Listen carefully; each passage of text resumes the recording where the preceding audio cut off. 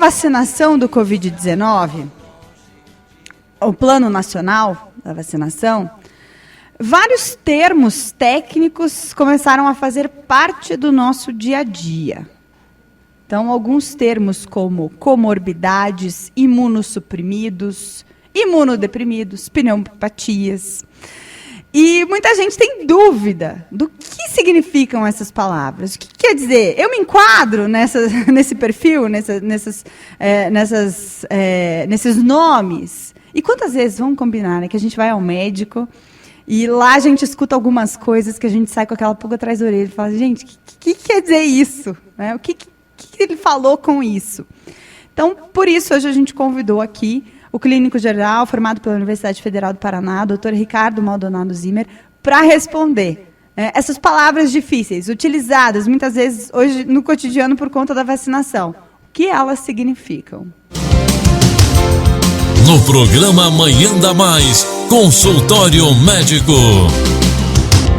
E hoje, no consultório médico, ao vivo aqui com a gente, o Dr. Ricardo Maldonado Zimmer. A gente está ao vivo também nas redes sociais, através do Facebook. Se você quiser assistir a entrevista, também é possível só acessar o Rádio Mais Digital no Facebook.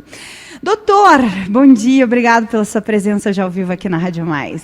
Bom dia, Carol, bom dia, ouvintes da Manhã da Mais, que bom poder voltar mais uma semana. E hoje sobre uma questão muito mais de vocabulários, mas muito importante para o contexto que a gente está vivendo e para a saúde de cada pessoa que está ouvindo a gente. Com certeza. Quantas vezes a gente já falou aqui que as vacinas, ou até mesmo alguns horários no banco, para pessoas com comorbidades. O que significa uma pessoa ter uma comorbidade, doutor? Significa que ela tem alguma doença, né? E quando a gente fala do Plano Nacional de Imunização, a gente precisa entender por que, em algum momento, algumas pessoas tiveram uma prioridade em relação a outras. Vamos imaginar que se a gente tem que vacinar todo mundo e a gente, num primeiro momento, não tem vacina para todos, para a gente priorizar quem deve ser vacinado, antes de pensar em questões de morbidade, de mortalidade, a gente tem que pensar no funcionamento do sistema de saúde público. Não só do sistema de saúde público, mas do sistema de saúde em geral, porque a gente percebeu durante a pandemia que vários sistemas de saúde privados tiveram a lotação esgotada, tiveram momentos próximos ao colapso. Então tem muita gente que me pergunta assim, doutor, por que população indígena, por que população quilombola, por que encarcerados têm que tomar vacina na frente de outras pessoas?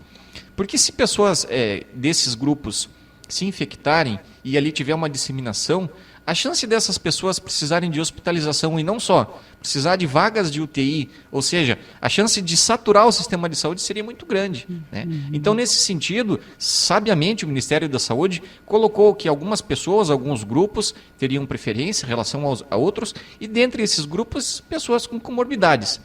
Agora, falando das questões das comorbidades, a gente pode pensar assim, tá, doutor, eu tenho acne, eu tenho uma espinha na pele, então eu tenho uma doença. Me enquadro? Não necessariamente. Né? Então hoje a gente vai conversar sobre várias dessas doenças que vieram à tona por causa da questão da imunização do Covid e que geraram bastante dúvidas com relação à nomenclatura. Né? Com certeza. A comorbidade, né, ficou sendo muito falado por conta da vacinação do Covid-19. Eu vou dar uma olhada aqui, né, no significado da palavra comorbidade no dicionário, gente. No dicionário, comorbidade é uma associação de duas ou de várias doenças que aparecem de modo simultâneo em um mesmo paciente.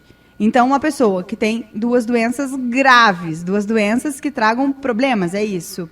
É que possam trazer uma morte à pessoa, que podem deixar ela inválida ou qualquer outra coisa, doutor? Eu acho que doenças que podem agravar algum quadro. Então, vamos imaginar assim, você está procurando atendimento e aí você procura devido a uma dor de cabeça simples. E aí, na investigação, o médico descobre que você tem uma doença cardíaca associada e que essa doença cardíaca pode, pelo fato de estar descompensada, estar ocasionando a dor de cabeça que você está sentindo. Então, nesse sentido, a tua procura foi por uma dor de cabeça, mas você tinha de comorbidade uma doença, né, pré-existente, no caso coração. A questão cardíaca, que pode agravar, pode piorar, né, o contexto do paciente naquele momento. Então, as comorbidades que a gente tem hoje, quais são, doutor? Olha, a gente tem inúmeras, e na questão do Plano Nacional de Imunização, a gente acaba dividindo em grupos principais, né? A maior parte das doenças, se a gente for analisar item por item, trazem questões relacionadas à parte cardíaca. Por quê? Porque se pessoas com doenças cardíacas adoecerem, a chance delas precisarem, principalmente adoecerem por Covid, a chance delas precisarem de um ambiente de suporte intensivo, de uma vaga de TI é muito grande. E aqui a gente tem inúmeros tópicos que eu acho que alguns vale a pena a gente entrar item por item. Vamos lá então, doutor. Quais são esses, né? O que a gente pode falar sobre essas comorbidades? Então, assim, quando a gente fala da parte cardíaca, para quem está acompanhando a gente em casa entender, vamos imaginar que o nosso sistema cardiovascular, ele se correlaciona muito com a parte hidráulica da nossa casa. A gente tem canos, né, que são os nossos vasos sanguíneos, a gente tem filtros, né, que fazem a limpeza do nosso sangue, que são os rins, a gente tem uma bomba que faz essa circulação acontecer, que é o coração, e dependendo de situações, em cada porção dessa maquinaria toda, a gente vai ter doenças específicas. Então, por exemplo, quando a gente fala de insuficiência cardíaca, o que é? A bomba que faz essa circulação toda acontecer, ela está funcionando menos que o normal. Ela está fraquinha. Ela está fraquinha. Não está dando conta de mandar para todos os lugares da nossa casa. Exatamente. Questões relacionadas à pressão alta ou à hipertensão, o que significa para quem está entendendo? Significa que dentro dessa maquinaria, dessa circulação, a pressão existente dentro dos canos está mais alta do que deveria. E isso a longo prazo traz danos. Pode trazer os furinhos no encanamento, que seriam os derrames para a gente. Exatamente. Quando a gente fala, por exemplo, em valvopatias, vamos imaginar que o nosso coração, ele recebe sangue que vem do corpo, recebe sangue que vem do pulmão, que foi oxigenado, e ele envia sangue tanto para o corpo, para fazer a nutrição, quanto para o pulmão, para trocar, sair aquele sangue rico em gás carbônico, para que lá chegue depois o sangue rico em oxigênio. Para que tenha um fluxo ordenado, a gente precisa de válvulas, que se abram no momento exato e que se fechem no momento exato. Se a gente tem doença nessas válvulas, doença no grego, no latim, a gente fala que é patos, então a gente tem uma valvopatia, uma doença das válvulas. E se isso acontecer, a gente tem uma repercussão em toda a maquinaria, em todo o circuito. Né? Então, acaba que o sangue volta para onde não devia voltar, ou vai demais, tem esse problema das válvulas. Então, todas essas doenças que o doutor está falando agora são consideradas comorbidades. Exatamente. Né? E que as pessoas que têm essas manifestações documentadas, né, quando a gente estava fazendo a vacinação por ordem de prioridade, elas foram vacinadas por primeiro. Quando a gente fala de arritmias, vamos imaginar, ouvinte, o que movimenta o nosso coração? Eletricidade, basicamente. E é uma eletricidade que o próprio coração produz. Essa eletricidade, quando ela caminha pelo percurso correto, faz com que o coração bata na ordem correta. Se eu tenho uma alteração na produção da eletricidade, ou se eu tenho uma condução errada, o meu coração vai bater fora de ritmo. E aí eu vou ter uma arritmia cardíaca. Né? Então, o coração nosso tem um ritmo e a arritmia faz essa mudança desse ritmo, alterando todo o fluxo sanguíneo, alterando todo esse processo de válvulas, alterando tudo que a gente já falou aqui, né, doutor? Exatamente. Uma outra comorbidade que a gente tem são as doenças do pulmão. E as doenças do pulmão, elas vão se correlacionar com a questão do Covid, porque o Covid mata porque faz uma pneumonia em decorrência do vírus. E quem tem já, por exemplo, asma, quem tem bronquite, quem tem DPOC, já tem um pulmão com uma comorbidade prévia, ou seja, já tem um risco maior caso venha adoecer. Mas vamos imaginar que o pulmão, essa maquinaria que a gente estava explicando agora há pouco, também faz parte do circuito. Né? Se a gente for imaginar, o pulmão ele tem uma entrada e uma saída de ar, que é o momento que a gente inspira e expira, mas também tem um fluxo sanguíneo muito grande. Então, quando a gente começa a ter um problema no pulmão com uma manifestação no coração, a gente diz que a gente tem um cor pulmonale. Então, é uma comorbidade que às vezes a gente olha lá, vê na televisão e fala assim, mas o que é o cor pulmonale? Que é isso? Né? Quando uma doença do pulmão está afetando o coração, porque querendo ou não faz parte da maquinaria toda. Cor de coração, pulmonar e de pulmão. Exatamente. Legal. A gente tem a questão da hipertensão resistente. Então, teve muitos pacientes que perguntaram assim, doutor, mas olha só, eu tomo remédio para pressão, por que eu não tive prioridade? Né? Então, aquelas pessoas que têm uma pressão arterial do nível 3, ou seja, valores acima de 18/11, ou aquelas que tomam 3 ou mais remédios para pressão e mesmo assim a pressão fica descontrolada, a gente diz que são pessoas com indicação, né, na época de tomar a vacina antes, porque a pressão delas era tão descontrolada que a gente chama de hipertensão arterial resistente. Então, não é qualquer hipertensão que é considerada uma comorbidade. Exatamente.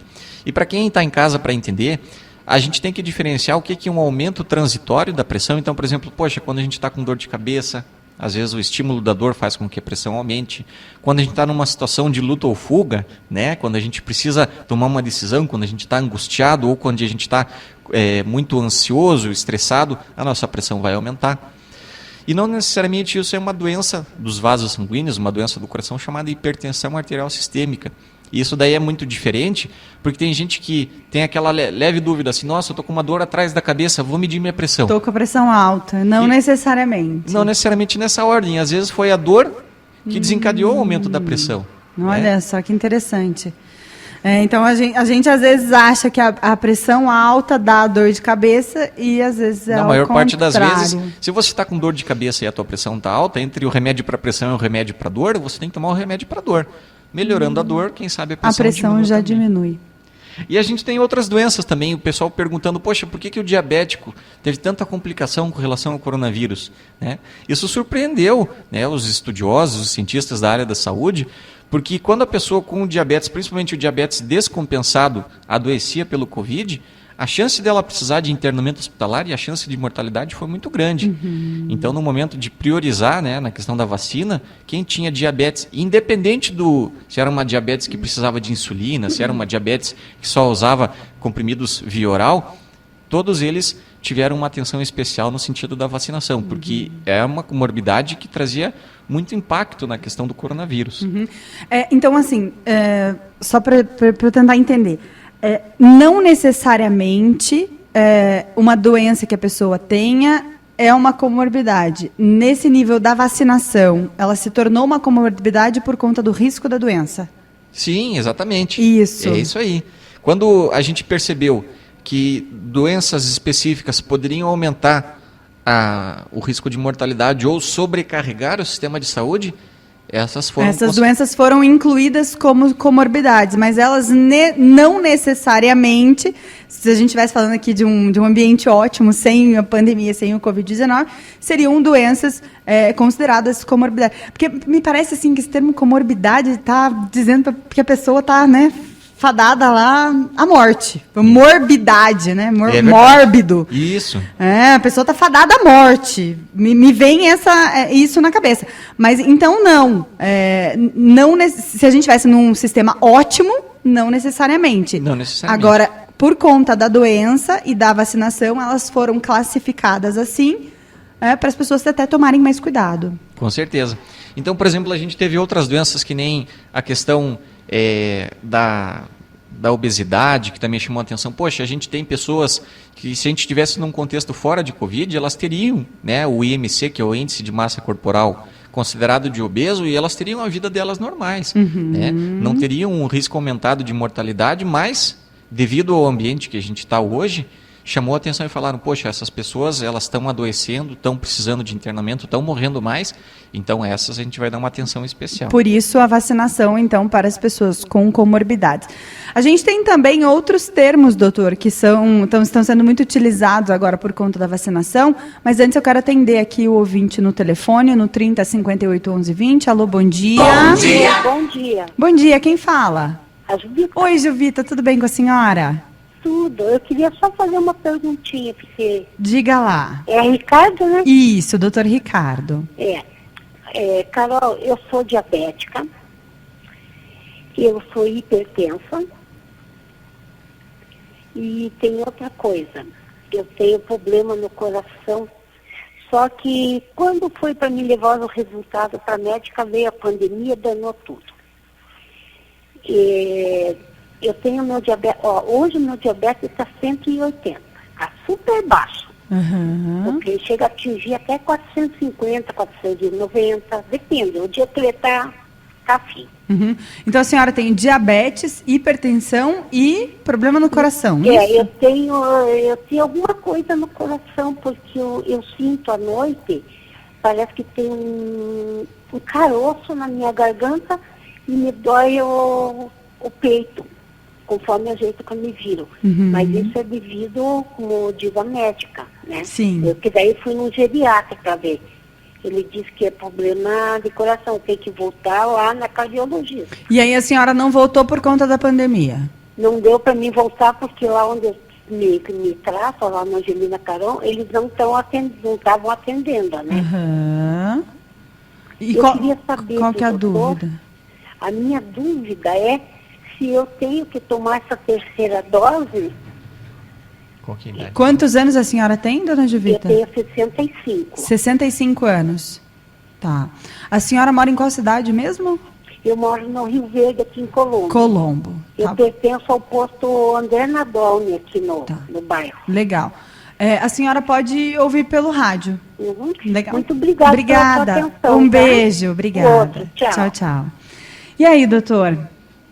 Então vamos lá, dona Juvita. Obrigado pela participação da senhora. E para a senhora e para quem está em casa entender, a questão da terceira dose, o que os estudos mostraram? Que pacientes, inicialmente os estudos eram pacientes com mais de 90 anos e agora eles estão ampliando o grupo de estudo para abaixo de 80, 70 e 60. Inicialmente esses pacientes que se vacinaram e que tomaram a segunda dose há mais de 6 meses, há mais de 180 dias, com o passar do tempo os níveis de anticorpos na corrente sanguínea começaram a diminuir. Baixa. Então, para a senhora com 65 anos, uma pergunta que a gente precisa entender: qual foi a data que a senhora tomou a segunda dose da vacina? Por quê? Porque no início, a grande parte das pessoas que se vacinaram tomaram a vacina da Coronavac. A Coronavac tem um intervalo entre a primeira e a segunda dose de 4 semanas. Então, por exemplo, se a pessoa se vacinou em fevereiro, em março, ela já poderia, dependendo da idade dela, tomar a dose de reforço.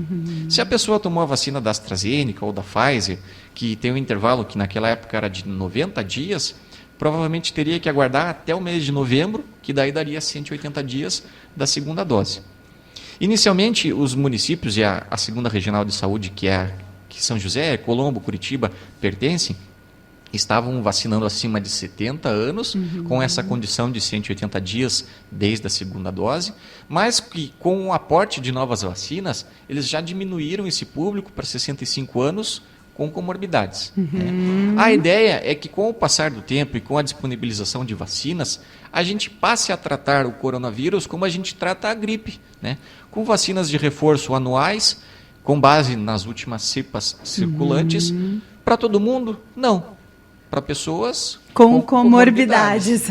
Para as pessoas com as comorbidades. A gente estava comentando aqui, né? A Fiocruz essa semana liberou um relatório falando que a previsão é de que no começo do ano que vem, nos primeiros meses já, a pandemia, os números estejam muito baixos e ela vê um fim da pandemia e que possivelmente, né, a gente tenha o Covid como uma gripe. Eu ainda brinquei, falei, bom, o presidente acertou, então, é só uma gripe, vai ser só uma gripezinha dali para frente. Mas até então a gente tem que esperar justamente por conta da vacina, da vacinação, né, doutor? Tem outro termo que é muito utilizado quando a gente fala na vacina do Covid-19, que são os imunossuprimidos e imunodeprimidos. Existe diferença entre esses dois termos, doutor? Olha, a diferença é muito pequena. Em tese, os conceitos eles se aproximam no sentido de, vamos imaginar que o sistema imunológico está aquém do que deveria. Ele pode se tornar naturalmente aquém do que deveria, ou seja, uma doença atacou o corpo da pessoa, principalmente as células de defesa, e aí abriu portas para que essa pessoa ficasse suscetível a outros patógenos, uma imunossupressão. Se a gente for imaginar o inverso e o oposto, vamos imaginar que a gente tem doenças que são autoimunes, ou seja, que o corpo produz tanta defesa que acaba atacando células do próprio corpo. Então a gente tem, por exemplo, doenças reumatológicas, artrite reumatoide, enfim, que para esses casos a gente precisa tomar medicamentos que vão deprimir o sistema imune, e aí nesse caso essas pessoas são imunodeprimidas. Então a gente tem duas possibilidades. Uma, a pessoa estar tomando remédios para diminuir o sistema imunológico. Porque o sistema está tão ativo que ele está atacando células do próprio organismo. Né? Então a gente tem lúpus, artrite reumatoide, doença de Sjögren, enfim, inúmeras patologias que são decorrentes de um sistema muito ativado. Ou temos também o caso dos transplantados. Dos transplantados a gente faz a imunossupressão isso, tira a imunidade deles. Para que o corpo não ataque o órgão que veio de uma outra pessoa e acabe inutilizando... O que eles falam de rejeitar o órgão. Exatamente. Né? E na outra ponta, a gente tem os imunossuprimidos, por exemplo, as pessoas com leucemias, cânceres, enfim, o próprio HIV, que faz um ataque às células de defesa, o sistema imune fica enfraquecido e a pessoa fica imunossuprimida. Falando sobre essa imunossupressão, a gente está recebendo aqui uma pergunta no nosso WhatsApp, no 30581120. Ela diz aqui: bom dia, sou a Nair de Fátima, de Pinhais, tenho 51 anos, 3 anos sou imunossupressor. Tomo o remédio Metrexato 8 comprimidos todo sábado e no domingo eu tomo o ácido fólico. Eu tenho artrite reumatoide. Tenho que fazer exames de laboratório a cada 4 meses. E agora foi pedido de hepatites. Gostaria de saber se essa medicação pode afetar os órgãos. Obrigada. Então vamos lá, Nair. A pessoa com artrite reumatoide, ela é uma pessoa que tem que tomar essas medicações porque o corpo passou a produzir tanta defesa que atacou células das articulações. Esse ataque fez uma inflamação e a inflamação do latim é ite. Nas articulações a gente fez uma artrite. Né? Como é relacionado à parte dos fluidos, da reumatologia, a gente diz que é uma artrite reumatoide. Então, nesse sentido, o methotrexato ele vai diminuir esse ataque do próprio corpo, né? E aí acaba tomando ácido fólico no domingo para compensar, porque o que acontece? Pessoas que tomam methotrexato acabam tendo alguns efeitos colaterais. Né? E aí o ácido fólico é para diminuir um dos efeitos potenciais, que é o caso de anemias. Né? Então, é interessante esses exames periódicos para acompanhar, poxa, será que, além de atuar na minha defesa, o methotrexato está fazendo algum dano colateral? Né? Então, tem alguma percentual de pessoas que têm esses riscos, mas que não é todo mundo, então vale a pena manter o tratamento. Então, ela tem que fazer esses exames periódicos a cada 4 meses, de hepatites inclusive, porque o remédio pode sim trazer alguns efeitos colaterais. Isso, a metabolização desse medicamento é feita no fígado, então você faz exames para ver como está o funcionamento desse órgão. Né? Várias vezes, né, quando as pessoas tomam muitos remédios, os médicos pedem exames de hepatites para ver justamente essa questão do fígado, porque o fígado é quem acaba sofrendo com o excesso de remédios que a gente tem que tomar. Então, aquele negócio de conserta uma coisa, estraga a outra, às vezes acontece, né, doutor? Exatamente, é o cobertor curto, né? Às vezes puxa de um lado, falta do outro. Falta de outro. A gente tem também a questão das puérperas, né, que é outro termo também muito utilizado na vacinação do Covid-19. E eu acho que é isso, né? Dos termos técnicos mais difíceis. Exatamente. Então, na gestação, querendo ou não, o corpo da mulher ele passa a ter uma redução da imunidade para que não ataque o feto que ela está desenvolvendo. Querendo ou não, a metade do material genético daquele bebê veio de uma outra pessoa. Sim. Né? Então, no período pós-gestação, que a gente chama de puerpério, os primeiros 28 dias a 42 dias, a gente tem que ter esse cuidado em especial e por isso que elas foram colocadas no Plano Nacional de Imunização. Legal. A dona Darcy, do Portão, estava fazendo uma pergunta no nosso WhatsApp no 30581120. Bom dia, eu quero saber com o doutor, depois que a gente toma a terceira dose, eu tenho 77 anos, quantos dias a gente fica mais protegida, né? Bom dia, obrigada.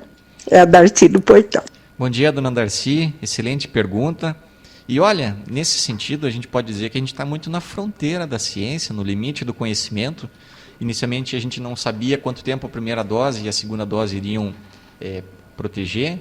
E para que a gente tenha essa informação, estudos estão sendo feitos cotidianamente. O que a gente imagina é que essa terceira dose ela vai proteger no mínimo por mais 6 meses. Por quê? Porque foi o tempo necessário entre a segunda dose e essa dose de reforço. Mas a gente acredita que com a imunização acontecendo de forma global, a gente tem um aumento não só da eficácia da vacina, mas sim da eficiência. Ou seja, quando a gente diminui a quantidade de intervalos vacinais, ou seja, eu estou em contato com pessoas não vacinadas, corre o risco do vírus estar circulando. Se eu tenho uma imunização global da população, a chance de esse vírus circular diminui, e aí não só a eficácia, mas sim a eficiência vacinal aumenta. Legal. São 11h05 agora. A gente até extrapolou nosso horário aqui hoje. Quero agradecer o Dr. Ricardo Zimmer, hoje ao vivo aqui no programa Amanhã da Mais, respondendo esses questionamentos sobre os termos técnicos que estão sendo tão utilizados agora por conta da vacinação. Quero agradecer mais uma vez a sua presença hoje ao vivo aqui nos estúdios da Rádio Mais. Eu que agradeço, e para encerrar, eu gostaria de mandar uma mensagem especial para aquelas pessoas que, porventura, ficam com dúvidas em qual vacina tomar. Eu vou dar um contexto aqui do Brasil. A gente teve uma sorte muito grande de a gente ter uma variedade de vacinas. Olha, a gente teve vacina da Janssen, da Pfizer, da Coronavac e da AstraZeneca. Isso deu uma proteção tão grande que a gente percebe que em outros países que tiveram predomínio de uma única vacina, cepas circulantes que fizeram um aumento de casos mesmo depois de 60%, 65% de pessoas vacinadas, que foi o caso de Israel, enfim. Então, nesse sentido, o Brasil ele foi sortudo, entre aspas, e essa mensagem serve para todos para mostrar assim, a vacina boa é a vacina no braço. Legal, viu só a importância de ter várias vacinas dentro do Brasil. Isso fez com que a gente tivesse uma imunidade melhor, a imunidade de rebanho melhor, né, doutor? Mais uma vez agradeço aqui a presença do doutor Ricardo Maldonado Zimmer, clínico geral, se disponibilizando a conversar com a gente hoje ao vivo aqui na Rádio Mais. Muito obrigada. Essa entrevista vai ficar disponível no site da Rádio Mais, radiomaisdigital.com.br.